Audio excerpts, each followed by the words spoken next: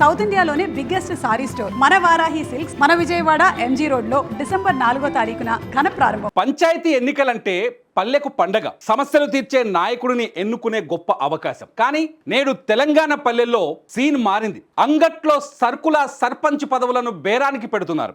ఎవరు ఎక్కువ ఇస్తే వారికే పదవి అంటూ ప్రజాస్వామ్యాన్ని నడి రోడ్డుపై వేలం వేస్తున్నారు.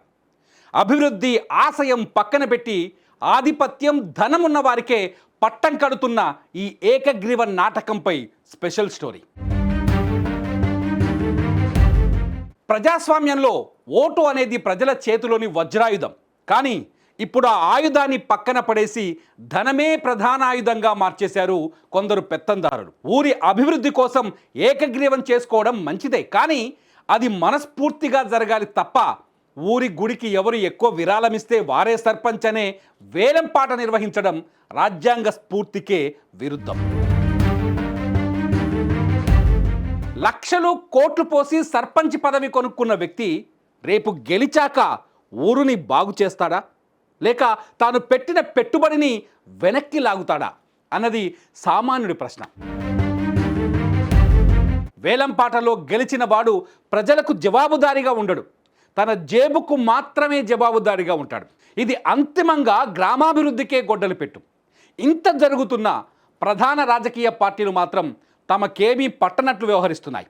వేలం పాటలను అడ్డుకోవాల్సిన బాధ్యతలను గాలి కొదిలేసి తమ పార్టీ సానుభూతి పరులకు పదవి దక్కితే చాలు అనే ధోరణితో ఉన్నాయి. అధికారులు కూడా చూసి చూడనట్లు వెళ్తుండటం శోచనీయం.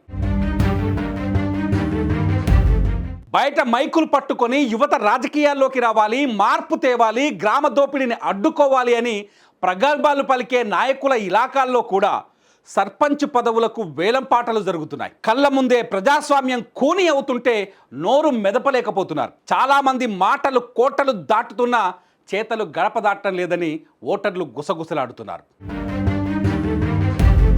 ఓటు హక్కు అనేది అమ్ముకునే వస్తువు కాదు, రేపు మన భవిష్యత్తును నిర్ణయించే శక్తి. ఏకగ్రీవం పేరుతో జరుగుతున్న ఈ వేలం పాటలను యువత, విఘ్నులైన ప్రజలు అడ్డుకోవాలి. డబ్బు సంచులు ఉన్నవాడు కాదు, దమ్ము, ధైర్యం, సేవాగుణం ఉన్నవాడే నిజమైన నాయకుడు. అలాంటి వారిని ఎన్నుకుందాం, ప్రజాస్వామ్యాన్ని గెలిపిద్దాం.